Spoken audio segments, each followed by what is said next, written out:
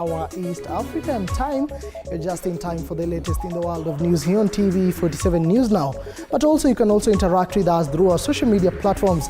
That is at TV47KE across all social media platforms, and also through my personal handles at Moige William. Also again, all the social media handles on this particular day being the 19th of September, the year being 2023.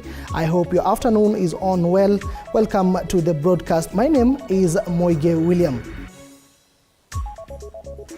Now let us get you informed where a military helicopter belonging to the Kenya Defence Forces, KDF, crashed during a night patrol in Lamu County, killing its crew members. According to a statement from KDF earlier today, the crew and other military personnel were on board a Kenya Air Force Hugh helicopter when the unfortunate accident occurred. The crew and other military personnel on board were part of an air surveillance squadron intensifying day and night patrols and surveillance for the ongoing Operation Amani Boni. KDF has further sent their condolences to the families of the deceased. Meanwhile, a board of inquiry has been dispatched to the scene to establish the cause of the crash.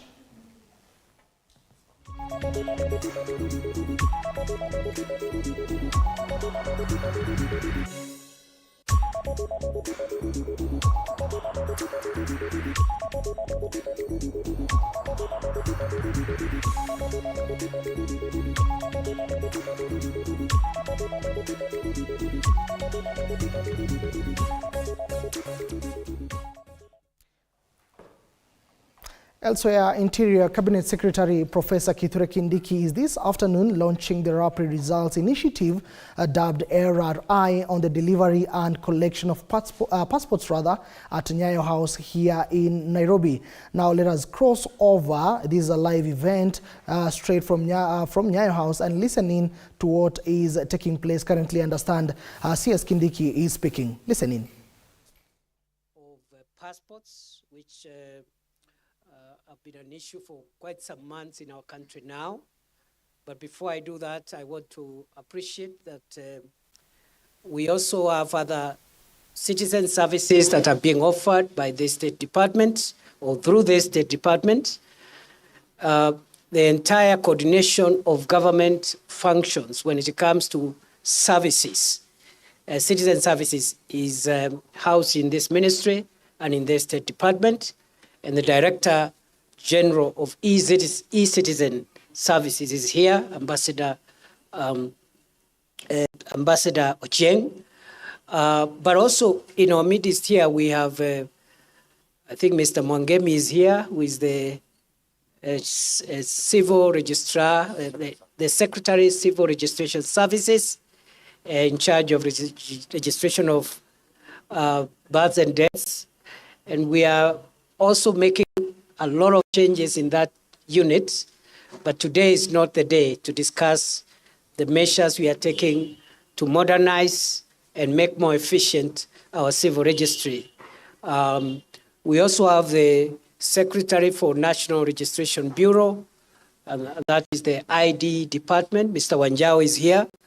And as you're aware, we are also making some progress towards improving our service delivery in terms of identity cards.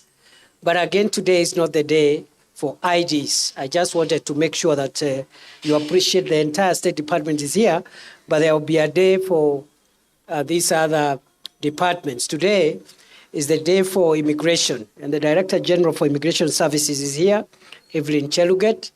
And also we have the Commissioner for Refugee Affairs, who is in charge of the Refugee Affairs Directorate, is here, and John Burugu. But again, today is not about refugees. But by and large, you can see the weight of this department, which is headed, of course, by PS Professor Ambassador Bitok. It's quite a heavy responsibility. And the performance contracts we have signed here today are aimed at ensuring that for every department that is housed here, we are able to offer better services to the people of Kenya, not just about passports, but also IDs, birth certificates, death certificates, and generally access to government services online through the eCitizen Services Directorate. Having said so, ladies and gentlemen, on 31st of May 2023, this year, I gave what I promised that I'll be giving occasional ministerial accountability, public accountability statements. And on that day, 31st of May, I issued the second accountability statement. The first one was issued 100 days after I'd assumed office on 5th of February. Very soon we will issue the third and final one for this year, because my year starts on 27th of October, which is the day I was appointed as minister for this ministry. So on 31st of May 2023, in the public accountability address, I did acknowledge that there was a public outcry and growing concern from members of the public about our slow pace and inefficiencies around the issuance of passports. And I admitted that we had a problem. At that time, we had a problem. And the problems were caused by a number of things. At the core of the problem, which has taken us this journey, has been many years of low investments in the Directorate of Immigration Services. And by investment, I mean the kind of equipment, facilities, and funds that have been availed to this department were low over the years. All right, those are live pictures. Cabinet Secretary Kithure Kindiki live from Nyayo House, where he's issuing the public accountability statement. But remember, do keep it TV 47. Our very own Mike Agwongo is on ground and will be bringing you more details in our subsequent bulletins. Now let us move on with more news elsewhere. And earlier on, the Interior Cabinet Secretary Kithure Kindiki says that the government will firmly and decisively deal with cross-border security issues to enhance trade and peaceful coexistence between Kenya and her neighbors. Kindiki noted that the government will prioritize dualling of the Eldoret-Bungoma-Malaba Road in order to ease congestion in border towns, reduce traffic accidents, and boost trade between Kenya and other East African Community member states. Speaking when he officially opened Teso North Sub-County Headquarters and Kamolo Division Headquarters, Kindiki noted that the government has zero tolerance to criminal elements. He noted that the government will establish more administrative units to bring service closer to the people.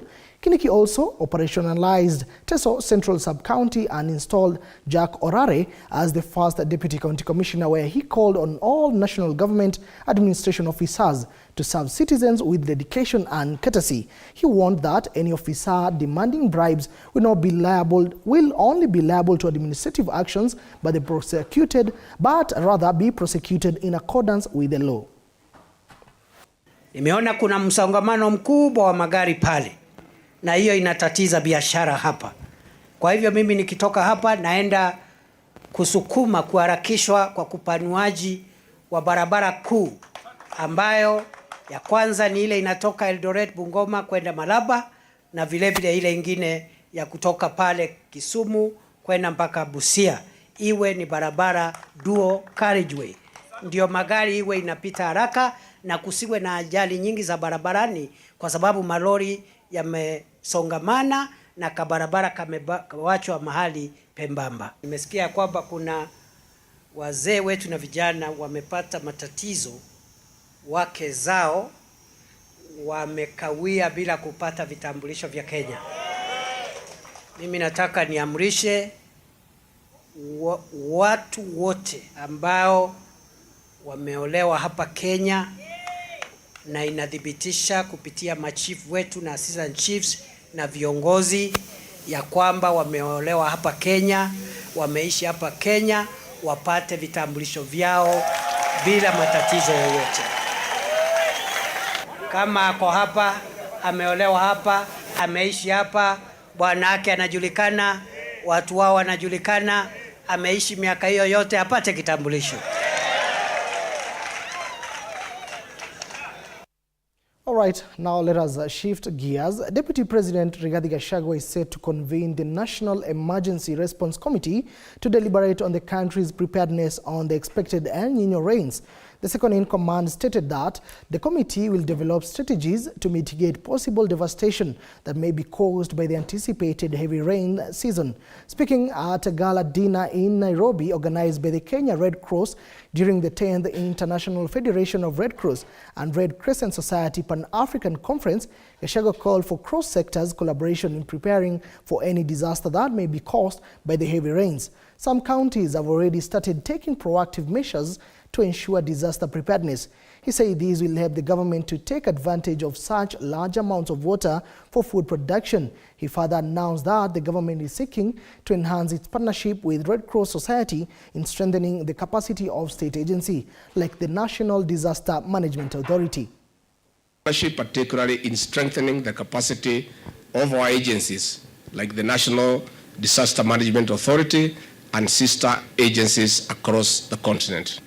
In our march against climate change, we cannot afford to lose lives. We cannot afford to lose livelihoods. In improved technology, we have an opportunity to work together in better early warning systems of consolidated and effective action. For instance, in our country and across Africa and the world, predictions indicate that we may experience El Niño rains between September and January 2024.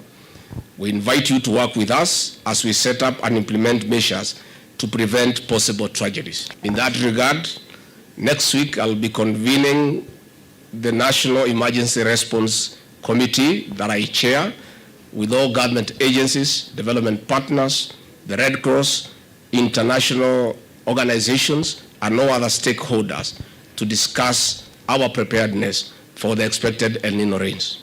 In the long term, we are working on public-private partnership in building water harvesting structures, including dams across the country. This will help us take advantage of such large amounts of water for food production.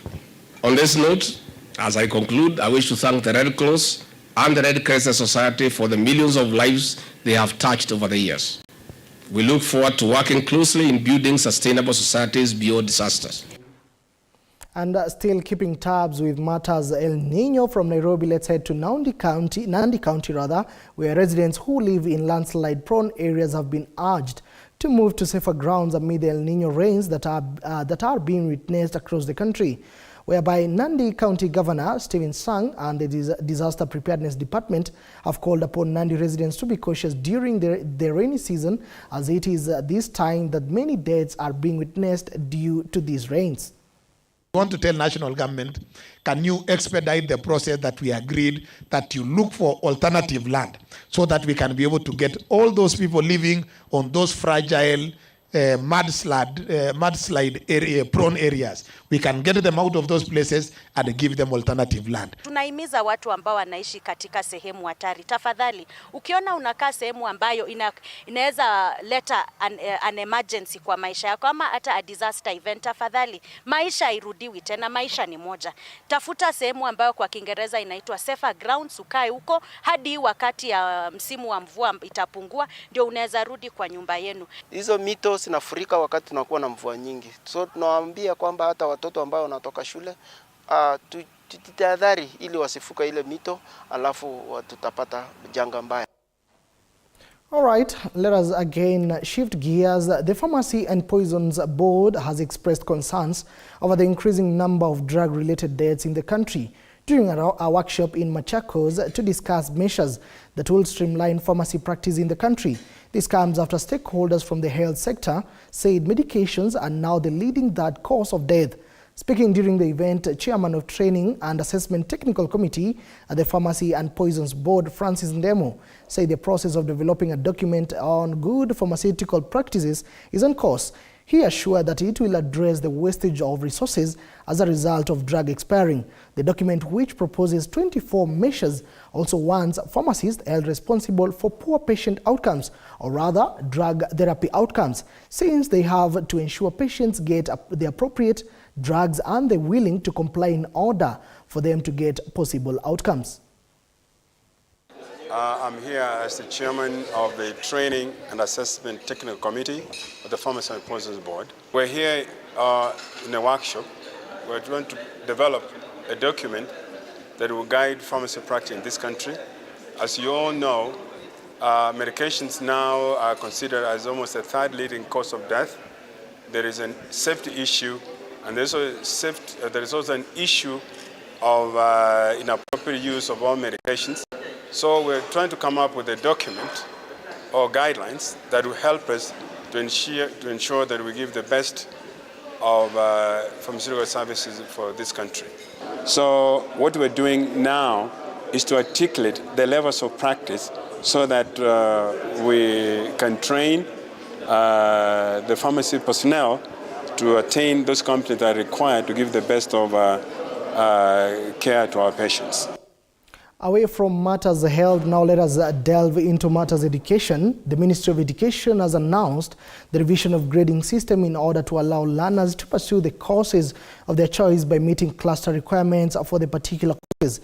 Education Principal Secretary Belio Kipsang says that once adopted by the Cabinet, the system will focus on learner competence, skills and knowledge. During the consultative forum organized by the National Assembly Departmental Committee on Education, Kipsang says the move is informed by the recommendations proposed in the Presidential Working Party on Education Reforms report, which suggested that grading of learners be done by separating placement and testing.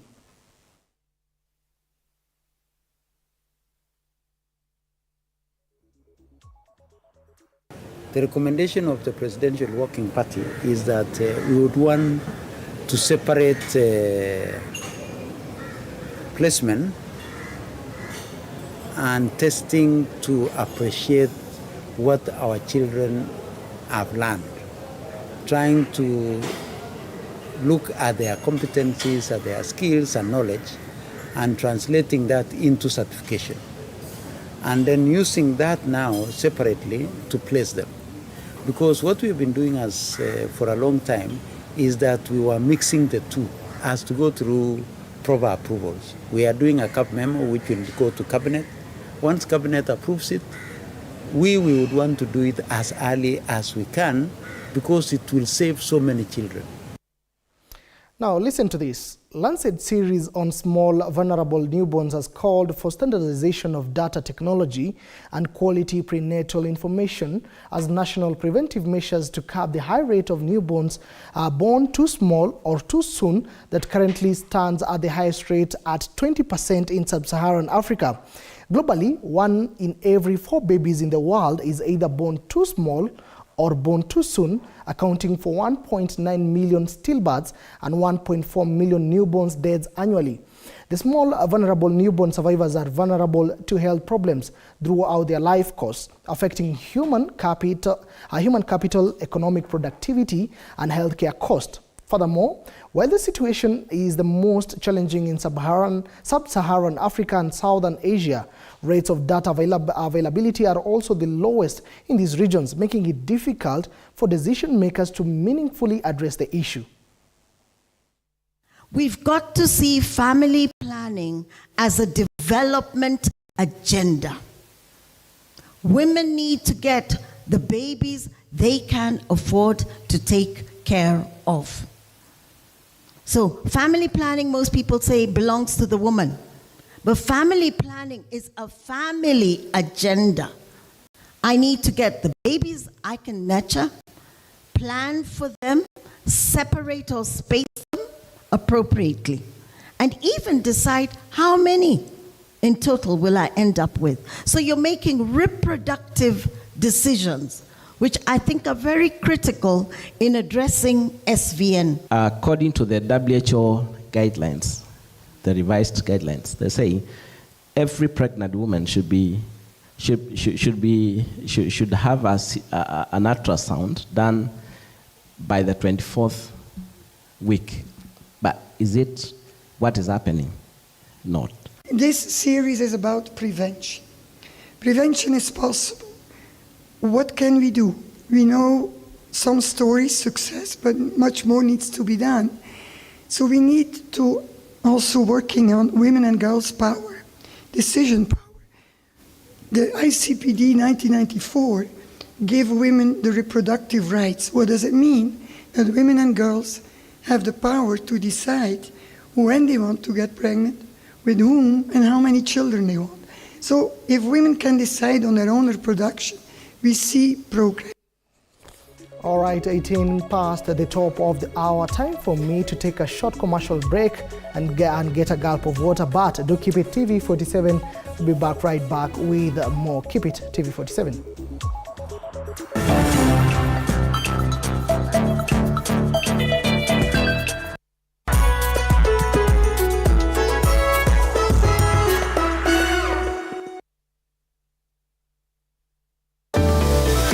On the next episode of The Realtor. When looking for land for real estate development, either as an individual or a company, first of all, you need to identify that area that you want to do that business from. So it's always good when you're buying land, also buy the survey map to know where your boundaries are. Have a surveyor check for you your boundaries as per the title you have and as per the area map of that particular area. Tuesday, 6:30 p.m.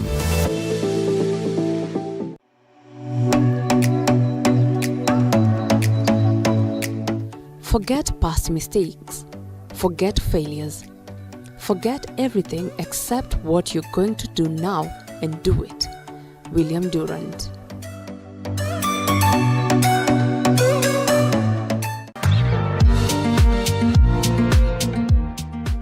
Kwa mwonekano wake ni kiongozi aliyetulia, ila ukizungumza naye unafahamu the other side ambayo ni ucheshi. Ulete mzinga ya nyuki ikiwa na nyuki wasikie tu. Ila zaidi ya yote nilikuwa nataka kuwa mwanabiashara. Lori yangu nataka ununulie lori inakaa namna hii. Pale juu nilikuwa nimeandika kuhoa kikoma. To wither is not to dry. Katika Alhamisi hii nitakuwa nikikujuza story na historia yake wakili na mbunge wa Gatanga Edward Muriu. Hivyo basi mimi na wewe papa kwa hapa katika Mfahamu Kiongozi, usikose.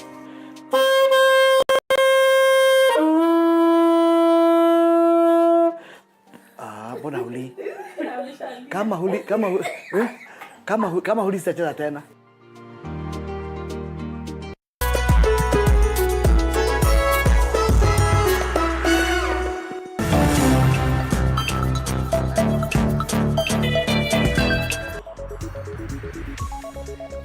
Thank you and welcome back. Thank you for keeping it to TV47. Now, to more news. The government remains committed to protecting Kenyans' interests and assets both online and offline in recognition of threats posed by cyber attacks. The National Computer and Cybercrimes Coordination Committee has disclosed that this has made it more imperative as the country moves closer to a digital economy characterized by interconnectivity of computer-driven systems. Chichi Josephine tells us more. There has been an increase in cases of cyber espionage operations, computer network attacks, online theft, hacking, identity theft, impersonation, and online fraud, according to the head of cybersecurity policy and standards, David Njoga. As a country, we notice that we are fast adopting technologies to support our businesses, and this is coming with challenges in terms of creating vulnerabilities, creating opportunities for fraud, compromise, breaches of personal data, and many other challenges. Also the issues to do with the impersonation of social media accounts, people hacking other people's passwords and logging into their accounts and doing dirty things there, impersonating the owner of that account. Those are some of the issues that were raised. But mainly mobile money transfer challenges. Njoga made the remarks during a public participation exercise on the Computer Misuse and Cybercrimes Draft Act in Nakuru, where he noted that efforts are underway to harmonize the government's policy and legal framework on cybersecurity. Regulations are basically talking about protection of critical information infrastructure, and cybercrime management, which has become a major problem. And I think from the comments we are getting from the public, most of the views are around management of cybercrime, from fraud, identity theft, e-commerce, hawks, and so on and so forth. This act aims to restore and maintain sanity online and benefit those who are big on digital platforms like Facebook, Twitter, WhatsApp, and Google. Once these regulations are enacted, we shall do a lot of sensitization to wananchi.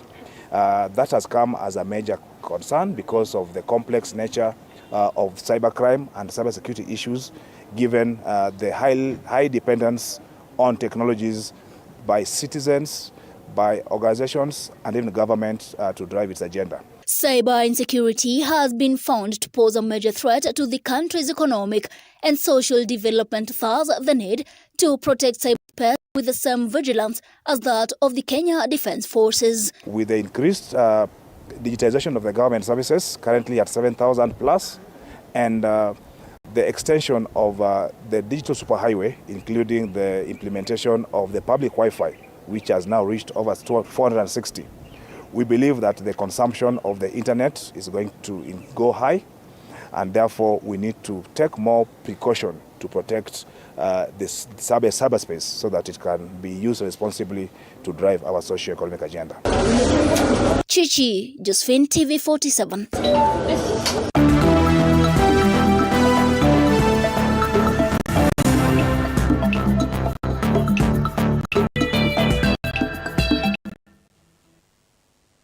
All right, now let us get sporty.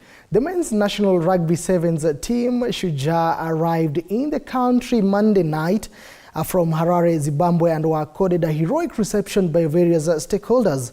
Shujaa were celebrated for their successful endeavors in the recently concluded Rugby Africa Sevens tournament, where they were crowned champions after defeating South Africa 17-12 in the finals. Speaking at the JKA, Shujaa head coach Kevin Wambua attributed their success in the games to adequate preparation and teamwork, adding that they intend to remain consistent in registering their good results. Shujaa qualified into the Paris 2024 Olympic Games and will now work towards raising the Kenyan flag high in the event. Yeah, this is big. We had a dream and we were bold as far as our dream was concerned, and we didn't let down. We worked hard. The boys put a massive shift over the weekend. They believed and we delivered. And for us, we know qualifying is just the easy part. Now the hard work begins, because now in the Olympics itself, we're going to meet tougher opposition. So now is when the hard work begins. Personally, I knew what was at stake, and going into the tournament, I think I made it clear to the boys for them to know what they are playing for, and being able to qualify for the Olympics, the doors that it will open, the much support that will come from the community and sponsors to support the game, and even make sure that the dreams are kept alive for the guys who are coming in the future. It's surreal. I won't lie. It's so surreal. I still can't believe it. Till now, we've qualified. Come on, we've qualified. We were champions of Africa, and Africa, all of Africa. The previous one, South Africa, were not there. This time around, they were there. We beat them in the finals. And the champs can't believe it. Well, you were crowned the Africans champions. Elsewhere, the National Olympics Committee of Kenya, NOC, in collaboration with the Ministry of Sports, have concluded a two-day sports administrators course in Wote, Makueni County. The course, which is a first of its kind for the sports administrators in the country, is expected to enhance the management and administration skills of sports officials in Kenya. The administrators course in Makueni attracted over 100 participants, including chief officers, county assembly staff, county officials of national federations, sports councils officers of the wards, and youth development officers. The opening ceremony of the course was presided over by NOC Treasurer Anthony Kariuki, who emphasized on the importance of improving sports management from the grassroots level.